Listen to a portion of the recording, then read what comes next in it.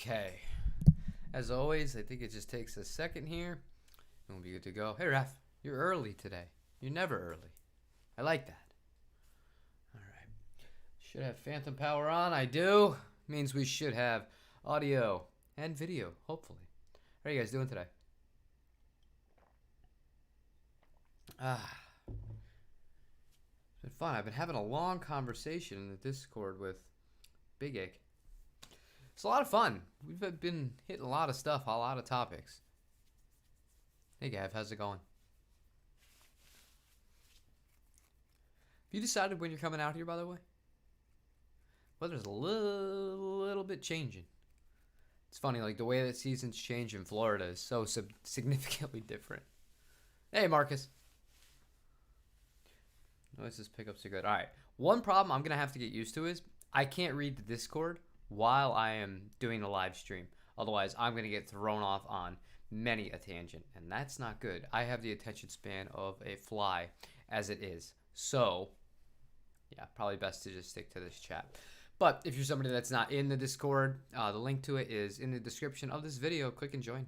I mean, we just hang out. We talk about guitars. Sometimes it's pretty lively. It's not bad. But other than that, so a few things. I'm really tempted to buy a few guitars right now to sell, obviously, not to keep. There's like, it's like they knew that I wanted to get out because of the shipping, but one of the places I shop at in Japan, they're willing to ship a bunch together to save me a ton of money and get those in. But then my problem becomes, I still have to pay to ship them individually here, and it's a little bit more expensive. But I'm on the fence. I'm actually gonna go to the bank tomorrow to see if I can get some capital for the business, and if that's the case, then we might be seeing a few more guitars pop up sooner than expected, which would be interesting. A lot of rare old Japanese stuff. It's sometimes it'll go months without finding like really good examples, and then one day you wake up and every shop has like 2 or 3 pieces, and you're like, oh, I want to buy each one of those. It's just funny. It's cyclical. It's very cyclical. But just giving you guys a heads up on that.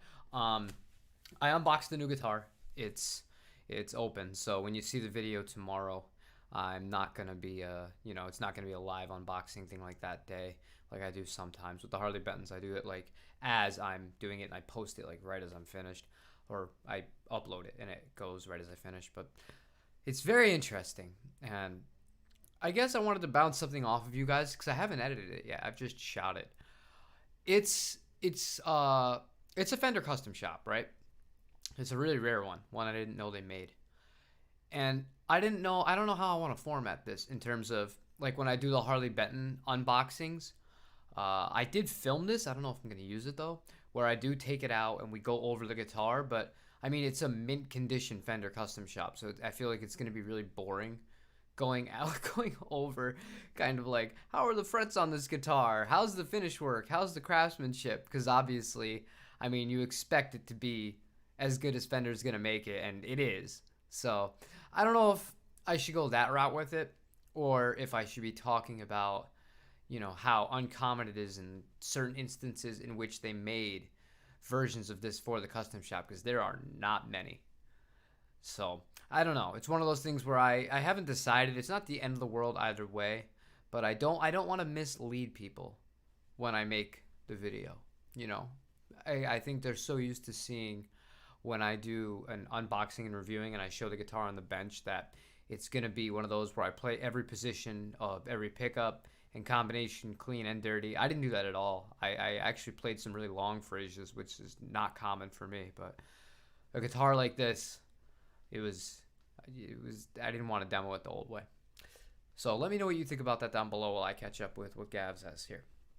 Is it worth going up to Jacksonville? I've seen there's a lot more stuff up to do in Jack. That's a long drive, dude. Have you looked at that on a map? That's not an easy drive. If you're on vacation here, Tampa to Jacksonville, God, what's that, like 5 or 6 hours? I don't know. I wouldn't do it. Jacksonville's okay. I mean, there's nothing that's substantially better about Jacksonville, in my opinion, or in my experience, than Tampa. I'd rather be in Tampa than Jacksonville. That's just me. Hey, Rowan. How's it going? You know, the more I get to know Rowan, the more I think Rowan is a psychopath. He told me he doesn't like P90 pickups. P90 is the best pickup ever made. I'll stand by that. I really believe that. P90 is the best design pickup. Yeah, no, that's really sad. Let me see how they're doing on that. I'll bring it up on the screen. Let me go to Chrome here. It's really sad. And I don't link stuff like this. Obviously. Oh, we're doing really well. Okay, I'll load it up so you guys can see. But in case you didn't see my short, this is one of the engineers I work with at Capricorn. And he woke up one day in severe pain. He couldn't get out of bed. He had testicular cancer, so they did emergency surgery on it. And then when he went back, the cancer had spread. So he's going into chemo starting November 1st. So I made the little short about donating to it, and yeah, it's one of those things. It's really sad. It's really, really, really sad. Really young guy. Really funny guy. Hate to start on such a somber note, but I mean, if you have the means, yeah, that's a lot better of a cause to donate to than most, I would say. All right, let's see. Hey, Boris, how's it going? Well, it's 2.5 hours from Orlando, but oh. See, you don't make any sense. Gavin, are you staying in Tampa or are you staying in Orlando? Because that significantly changes it. Because Tampa to Orlando, depending on where you are in Tampa, is going to be 2 hours. And you're really, really undershooting the traffic. Because it's not as fast as you think it is. It is not as fast as you think it is. That's not a quick trip. Hey, Flip, how's it going? But yeah, no, I was devastated when I heard that, and it was so sad because like I just finished up shooting the video. What video was it that day? I think it might have been the unboxing video, and I get the message from Chris about John, and I'm like, oh no. You know, it really makes you think, because you can be like the healthiest person, eat all the best organic foods and take care of yourself, and then, you know, one day that catch you anyways. And then the guy who smokes cigarettes his whole life and drinks a bottle of whiskey, he'll live till he's 105. Crazy. Buena Vista. I mean, I still would rather be in Orlando than Jacksonville, honestly. That's just me. I don't really like Jacksonville. Not enough to go out of my way to drive 2.5, 3 hours to get there. Hey, James. James, is that you in the Discord, by the way? I believe it is, but I'm not positive, and you haven't typed anything. So if it is, let me know. And also, a really funny thing that's happened. So my father-in-law is a funny guy. I think it's him. I'm like 99% sure, but I haven't heard back. That he's watching some of my old videos and he just like leaves the most hilarious comments on them, and I find it so amusing to think that my father-in-law is watching my guitar stuff. He has the Korean Epiphone Sheraton. He can't really play. He just likes guitars and he likes music, but hopefully one day he'll be able to do it.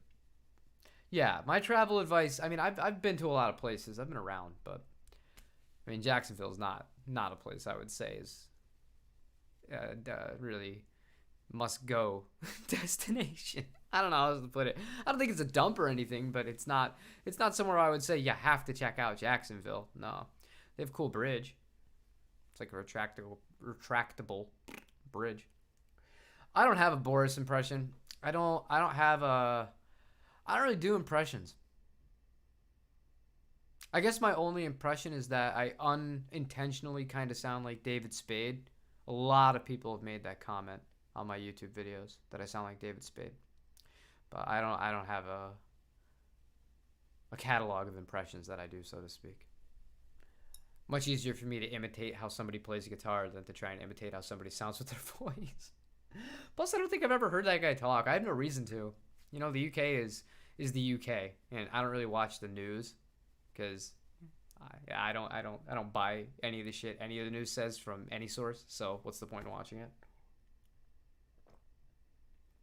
But so I only got a few things I want to talk about today. One is something that really bothers me because it's Gibson being lazy or just Gibson just thinking that the consumers are stupid.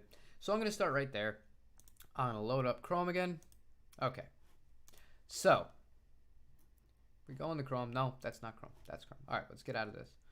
Make sure it's there.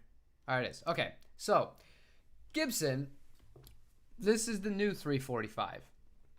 Now, it's a gorgeous guitar, obviously. You know, it's got the split inlays.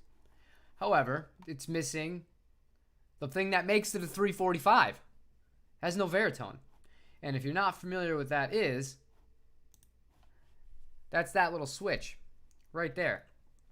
It's to adjust pickup configurations and all sorts of cool stuff like that, right? So basically all this 345 is, the new one, it's a 335 with split inlays.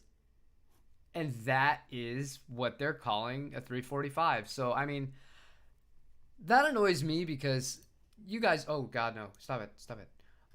You guys know some of my favorite Fender guitars are the ones that have kind of like funky switches to them. You know, I like being able to experiment with different sounds. And the Veritone allows you to do that and to get some really unconventional things. And especially when you're layering guitars in a recording, it can be extremely useful as secondary and even further in the background kind of tones. And I really don't like how they're calling that a 345 when it's missing the key feature of the 345. And somebody else was pointing out there's been times where they've called specials juniors, they've called juniors specials. I mean, it's Gibson. They are what they are, but for whatever reason, that just really bothered me. And the fact that there's none. If we just type in Gibson 345, it's not even like there's a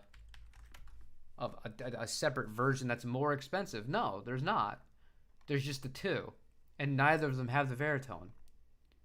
So I guess going forward, they're just not going to make 345s anymore. So if you have a 345, keep it. I also found this funny while we're here.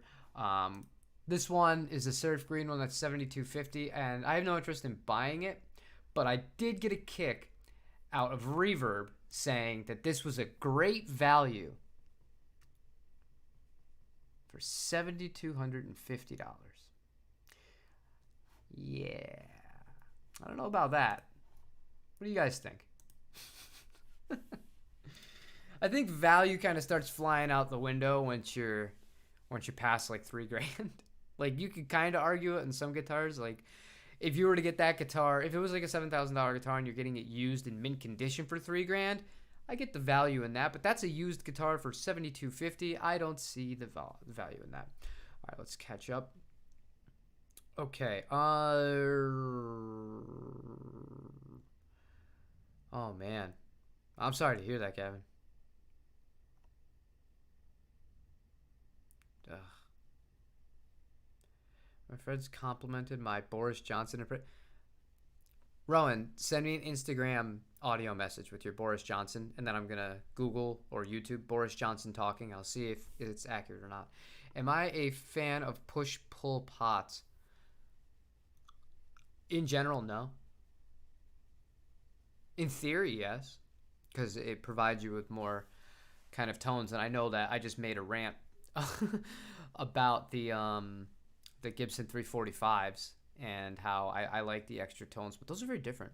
And I think the problem I have with push-pull pots is they don't work for every humbucker. They just don't. You're not going to get the same kind of effect. Like, one thing I love about PRS guitars, I feel like when they're designing their pickups, they actually really pay attention to that. And they want to make sure that when you split the coils on one of their humbuckers, you're getting an excellent sound. It's not just like it can do it. It's more like you can use it and it'll sound good. You know what I mean? Like on all the Harley Bentons, obviously, the ones that I've had that it can push-pull, they're okay, but they're not sounds I would ever use. outside of a gigging situation where I had to get really close, or not really close, but had to get in the ballpark, so to speak, of the tones. But in general, I've never played a Gibson from any of their lines with push pulls where I liked them split ever. But other than that, no, not really too many brands.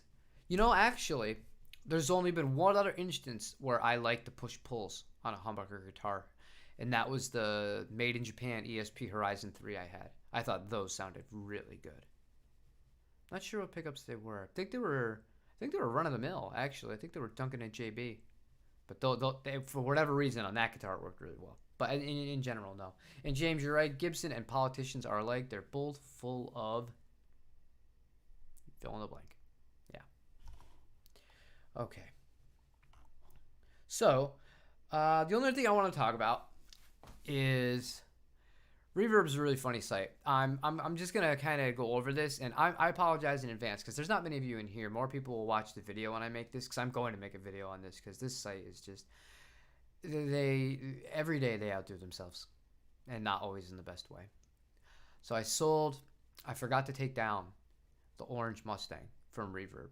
When I made that video, I had it on the website, and then I got a notification that I had an order from Reverb, and I was like, oh, what did I sell? I thought I had everything down. No, I didn't. I had the orange Mustang still up. So it's sold, right? No big deal. I ship it out on the 19th, and normally Reverb pays me the next day. It says it pays me. It says it pays me. It says it pays me. It is the 28th. I still don't have any money. And the reason why I'm mad, I don't think they're ripping me off. Like, I know I'm going to get the money back.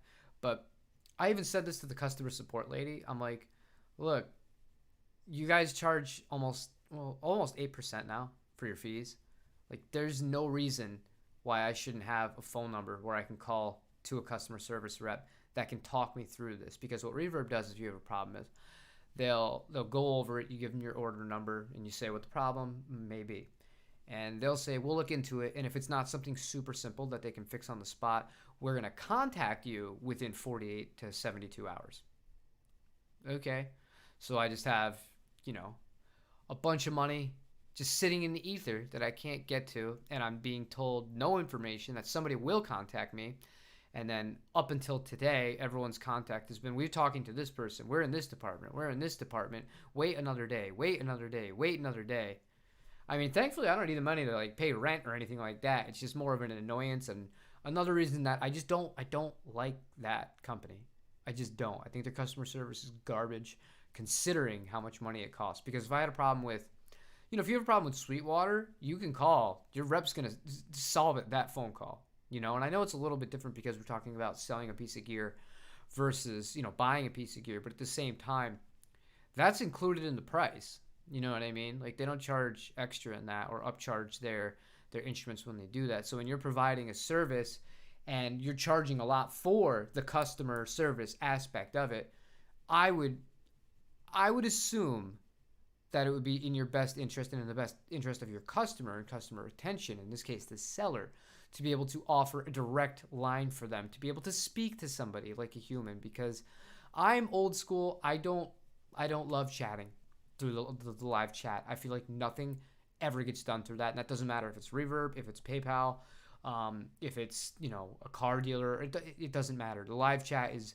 like the last thing I want to deal with when I have an actual problem, and in this case, something that's like $1,500. I want to talk to a human, but can't do that with Reverb.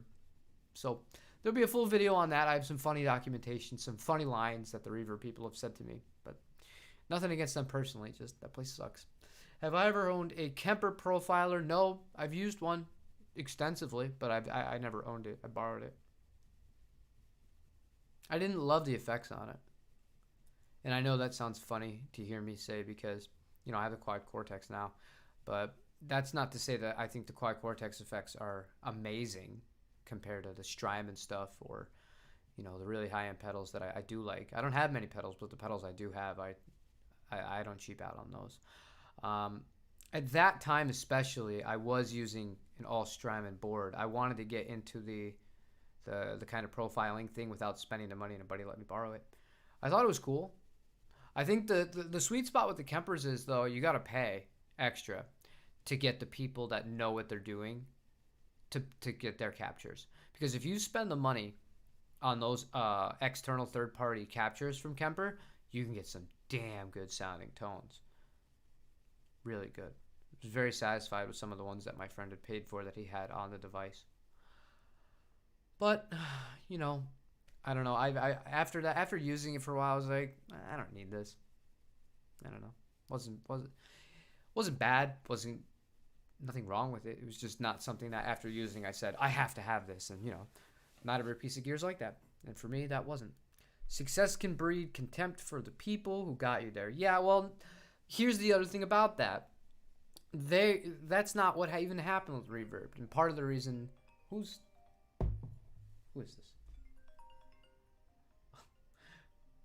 Oh, James, you'll appreciate this. That is my car salesman.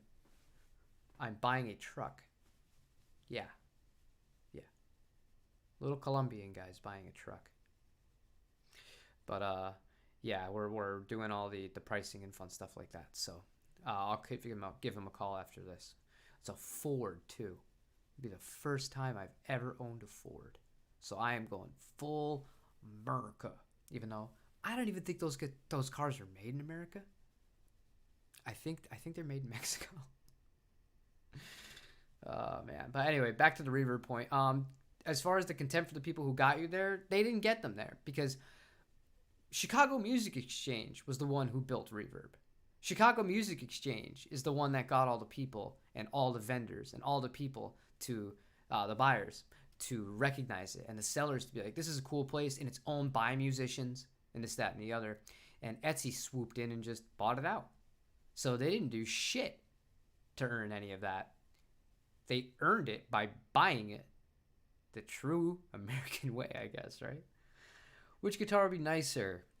A gigging guitar that you will become known for playing, or let me read that again. Which guitar would be the nicer one? A gigging guitar that you will become known playing, or A, in the studio, or one that would be better for the studio? Is that your question, Rev? Would you rather be associated with a guitar and like have people know like that guy plays that guitar because of playing live, or would I rather have a guitar that's better for the studio and not have anybody know? Is that kind of what you're asking? Before I answer, yeah.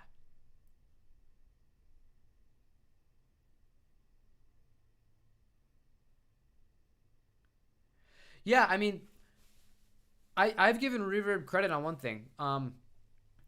In the one instance where I had something that got destroyed in shipping, I sold that. I told you guys this. I sold the Guitar Fetish body loaded with the Seymour Duncan pickups and all the hardware on it, and the post office like ran it off of a train basically, and then ran it over with the train, and then dropped like a nuclear bomb on it. And Reverb was pretty cool about it. They refunded the guy like 100% and didn't charge me anything for it, and the process took like 4 days. So I gave them credit for that. So I really think it's hit or miss, and I really think it's hit or miss on the issue because, like I said, an issue like that is something that a basic rep is going to have all the access to the information and to be able to kind of see it. And since I had already been talking to the person who bought it, I was just like, dude, just send me the exact pictures. I'm like, just tell them exactly what happened. Send them the pictures that you just sent me, and I paid for the safe shipping, so it should be taken care of. And sure enough, because we had all the evidence, you know, there was no like foul play or anything involved. They were like, all right, cool. This is pretty open and shut. Got damage in shipping. The guy got everything for free. So basically, he got those Seymour Duncan La Brea pickups for free. He got a Callahan bridge for free, a Fender bridge for free, and a 9020D wiring harness, all for free. And then he gets to spend the rest of the money on whatever guitar body he wants. So he made out like a bandit, and I didn't get charged any money. No, I'm not going to dig too deep into why I picked the Ford. I don't want to get into cars. I could talk about cars all day. I'm not a truck guy, but this is practical use thing. So, okay. So going back to your question now that you've clarified, I think I'd rather be known with the guitar. I think that's kind of cool. I think it's pretty cool to have people like look at an instrument and be like, oh, you know, like that person plays that instrument. For a while, that was the Jazz Master for me. Um, People would in San Diego when I would go out and play. I mean, it's a gold American vintage Jazzmaster. It's not a very common guitar. So between me and my wife, we were pretty instantly recognizable for that because of that. And I used to have a lot of people ask me questions about that guitar. So I like that. It was fun, and it's always a good icebreaker because one thing about after you're done playing the show, and you're just kind of hanging out if you're at the bar or doing whatever. If you're not just immediately loading out and going home, it's sometimes people will want to talk to you, and it can get awkward, and not in the sense that like anything is weird or anything like that, just outside of like how do you start a conversation with somebody like that, and talking about the gear and stuff like that is a good way, especially for somebody like me. Like if I don't feel comfortable in a conversation or something like that, if you want to talk about gear, all of a sudden I'm the most comfortable person in the world. You guys can tell. Like I can talk about guitars and stuff like that all day to anybody. That's cool. So I would say in your question and in your scenario, yes. But which guitar I would be known for at this point, I don't know. I'm gigging out with the Pink Jag now. That's pretty much become the guitar I'm taking out.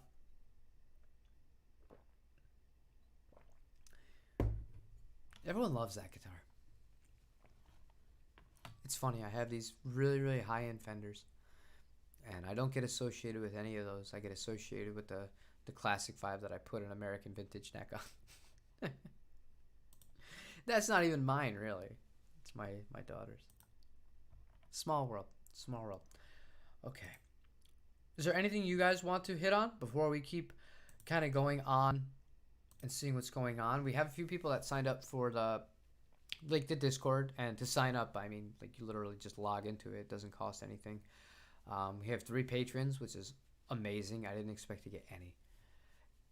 I'll talk about that for a minute. That was weird, man. I still think the whole thing is weird. But at the end of the Audiomo podcast, I kind of this is what pushed me over the edge of to be like, all right, I'm going to do it. First of all, the fact that I am I'm going to take 40% of it, but 60% of it is going to go towards doing the gear and then giving the gear back to the community. And I can't think of other people that really do it like that. And I think that it kind of gives an incentive, right? And then the other part of it is, if you're decent at something or good at something or great at something, or you value your own abilities at something, you should never be afraid to, ask for compensation. You're all musicians. Would you take just any gig for free, period, no matter what the venue is? Maybe somebody asked you to play gigantic venue and open for a band, you'd be lining up to pay it for free. Hell, I know in some cases you'd even pay to do that, to open or play at a certain venue. However, would you have the same sentiment about playing in basically a bathroom-sized place where there's people swarming all around you, potentially spilling drinks all over your gear, your pedal board, bumping into you, bumping your guitar off the stand?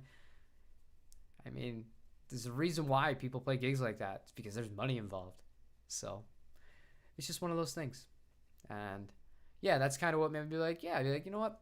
I am actually working hard at this. So, I don't expect anything, but if somebody's willing to donate to the cause, then hell yeah, that's cool. So Shell Pink Jag is not my coolest guitar. Dude, that Tahitian Coral Jag is so good. It is so good. I was laughing playing it last night. It's just a joy to play.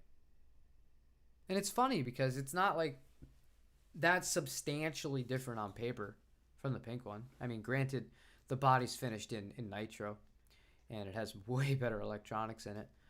But the scale link's the same. I played both with basically the same hardware because the tremolo that I put into the pink one is the same standard issue that goes into the high-end American ones.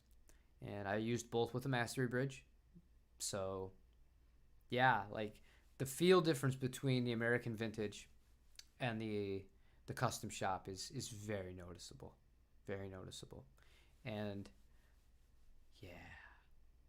Your parents kicked you off of Discord because I had the dank memer bot in my server? See, I'm old. I don't know what the hell the dank memer bot is. I have a bot in my server, but I think it's just the actual Patreon bot so that people can get their custom roles put into it. I was like, I don't know what I'm doing here.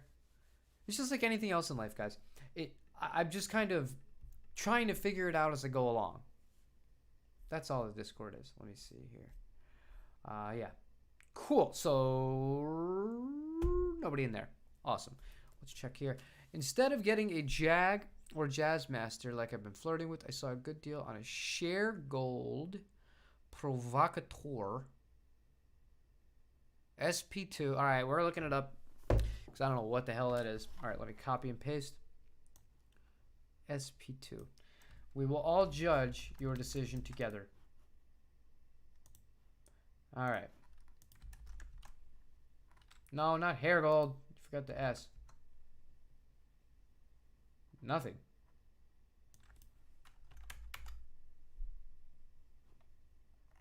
Nothing.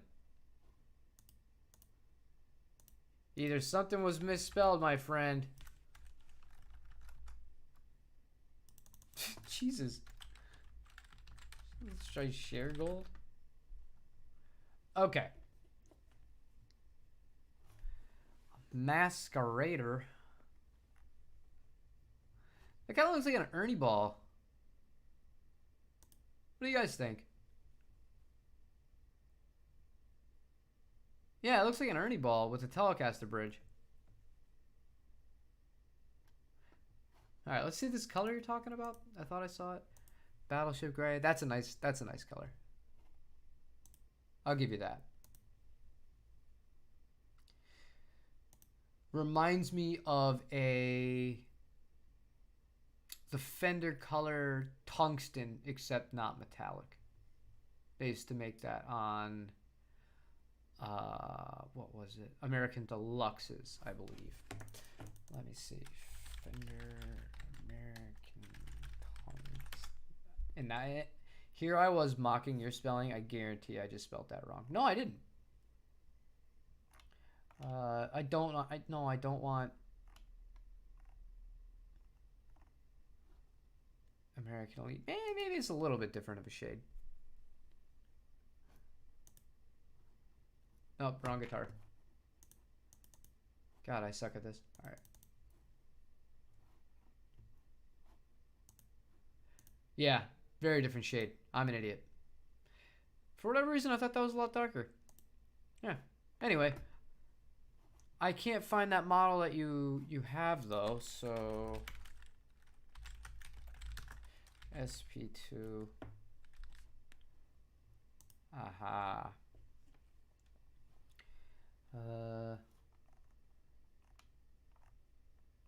You know, Google, you really suck at this.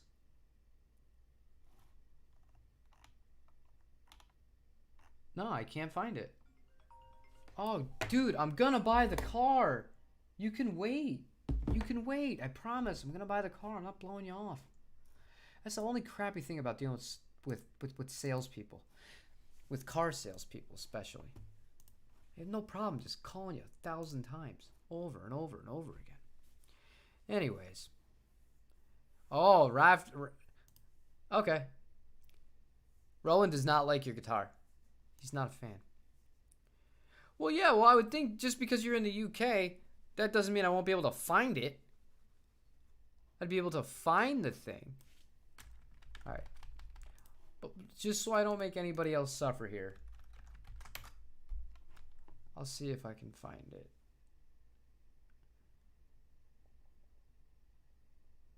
Meteor Deluxe? Dude, this thing is linking me to masks. The shopping link is literally linking me to masks. The Provocateur. Okay. Okay, I'll load it up. I found it.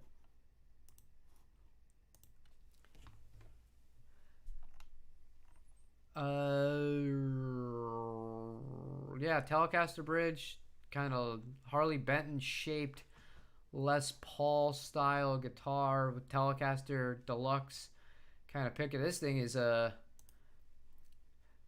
this thing's taken from like every guitar. There's a lot. I can see a lot of different guitars inside of this one, so to speak. I love the angle of the break angle of the strings. That's not bad. It's not totally straight like PRS, but yeah, and yeah, and then the bevel looks like the bevel on an S2 PRS. Bolt-on neck? Yep. Roasted maple. It's a cool guitar, but if you were shopping for a Jazzmaster or a Jaguar and you ended up with this, I'd have to think some alcohol was involved, because there's nothing like it. 7 pounds. What's the scale length? It's a Gibson scale length, basically. A little less than 24 3/4. Ebony. Yep. Duncan. The short style looking Callahan with compensated bridge. Locking tuners. Duncan 59s. Those are good pickups. Yeah, I mean, it looks great. Case gig bag available separately. $800 and you don't even get a gig bag? I don't love that. I don't love that. But yeah, no, how do you go from a Jag or a Jazzmaster to that? That's my only question. Nothing against that guitar. That's the one. No, I wasn't stressful, Raph. I wasn't stressed out about it. I just was like, I'm like, I can't find it. That's all. I think it's awesome.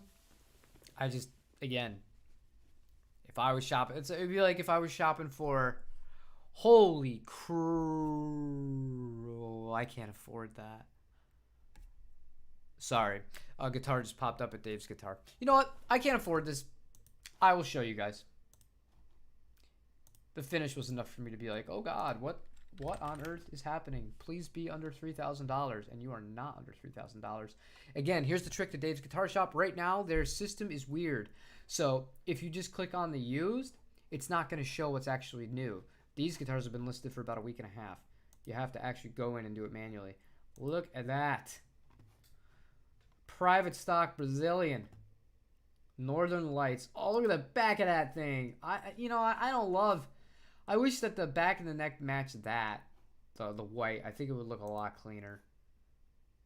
I think that would look so much cleaner if it was a true two-tone all the way on the front and then on the back. But look at that top. It's mean. It's a mean guitar. Can be yours for the low price of $69.95 US dollars. Or you can finance it, which is well more than the price that I'm going to be paying a month for my new truck. I'm good. I just wanted to show you guys because I just shouted, holy crap. So I figured I would show you what I was talking about when I said that.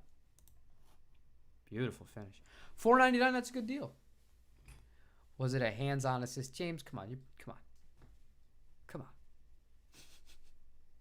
There's no perfect Jag Jazzmaster? That's bullshit. No.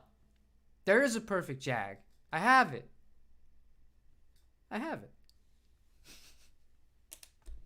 I really believe. I've played a few vintage ones before. I think that's the best one. And what's funny is, I could tangent on this all day. And it's part of going to be tomorrow's video too. Like, sometimes we get like so in our heads with the vintage guitars are so much better, right, than the high-end custom shops or whatever the equivalents are today. I have not found that to be true. Not all the time. Yes, there is a magic about some of those vintage ones. But notice I said some. Just because a guitar was made in the right time period from the right brand doesn't mean it's going to be one of those holy grails. Doesn't work like that. You're not guaranteed anything. The only thing you're guaranteed is ROI, which is return on your investment, because those are appreciating assets. And if you're one of those people, I don't know if many of you guys are in this market, but if you look at the pricing of vintage guitars, it's gotten substantial. No, I meant that. Was there for all 4 of my boys' birth? Oh. Okay. I was there for my daughter's birth. Oh my God, that was I'm not touching that one. That was an experience. That left me mentally scarred for many years. But not for the reasons that most births are.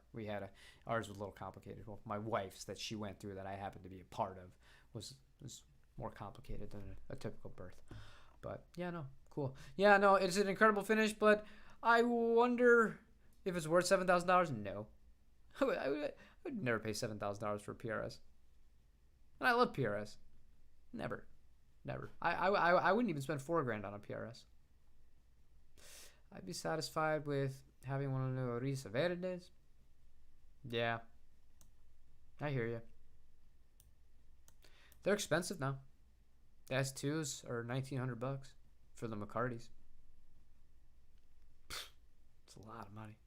You get a good quality guitar. Nothing wrong with it, but it's a lot of money. I wouldn't spend that. That's just me. I'm just looking at this gorgeous PRS now. Damn it. But no, I mean, going back to what you were saying.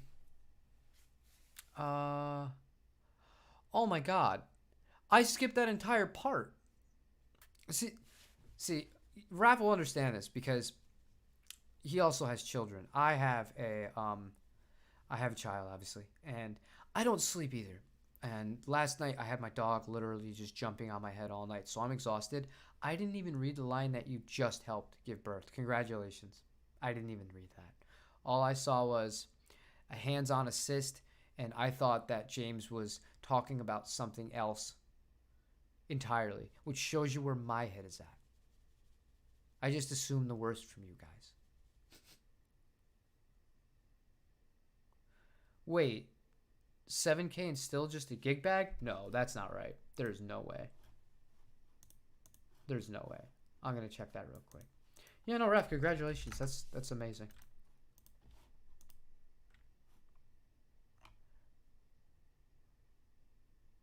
What are you talking about? That comes with a black carbon fiber Toilex hard case.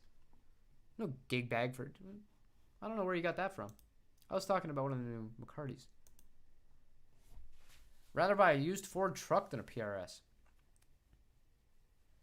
How about a new Ford truck? A new Ford truck. Man, my younger self would hate who I've become. Do you feel the price of new guitars will go down? No! That's not how this works. The prices aren't going down again. These are the prices. If anything, they're just going to keep going up. They're just going to keep going up. They're not going to give you better value than it is right now. It's not happening. And back to equilibrium, I could go on. I could do a whole podcast about that, but this is a guitar and music channel. Let's just say I don't have a ton of confidence in things going back to equilibrium or normal, so to speak, in the way that we knew. I don't see it happening. No, I really feel like used guitars are going to be all the more appealing. All the more appealing for a few reasons, especially some. And I don't say this to plug myself because I don't have any in stock right now. But these Japanese guitars, man, when I look at the shops in Japan, they haven't adjusted their pricing. They're not like us Americans. They don't knee-jerk raise price. Their pricing is still what it was for the actual instruments themselves. So they actually will become an even better value importing them and selling them here in America. Because the comparably priced new stuff that's mass produced for America, not even close. Let me put it like this. We're gonna get to the point first where it's gonna be cheaper for you to import a vastly superior guitar from Japan than it is to order a new Mexican one every time. Not just once in a while, every time. And that's not good. Not good for the end consumer. It's good for people that are in the know that can do that. But it's really bad for just the average guitar player who doesn't want anything to do with importing, doesn't know anything, or refuses to buy a guitar from a shop that primarily speaks maybe 10 words of English. I think even like the biggest ones like Ishibashi, they're really funny. They're cool guys. They're like the Guitar Center of Japan. But whenever I've dealt with them, their English is atrocious. So it's like you might as well just not bother. You gotta make your decisions when you buy from Ishibashi based on all the pictures.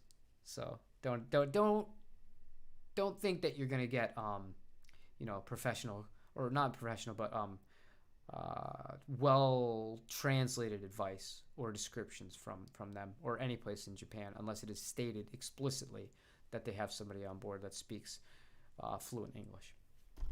Yeah, I didn't see it either. That makes me feel so stupid, Rowan, because I'm sitting here looking up his guitar, and in a while he's like, "Oh, I just gave birth," and I'm like, "Why'd you buy that? That's stupid. Because you were looking for a Jazzmaster or a Jaguar." I just totally skipped his comment about him having another kid. Shows where my head's at. All right. Is there anything that you guys would like to hit on today? Send me the info on it, and I'll see if I could find. As far as basic info. My Dave, the guy, not the Dave that you guys know, the Dave that I was in the band with for years. He plays bass. His first bass was what was that thing? A hammer bass, but it has a metal neck. Pretty freaking gnarly. It's this bright orange guitar with like a titanium neck on it. It's heavier than hell, man. Made in 1980s. Let me see if I can find that. Hammer bass. I think that's what it was. It was a really, really old bass.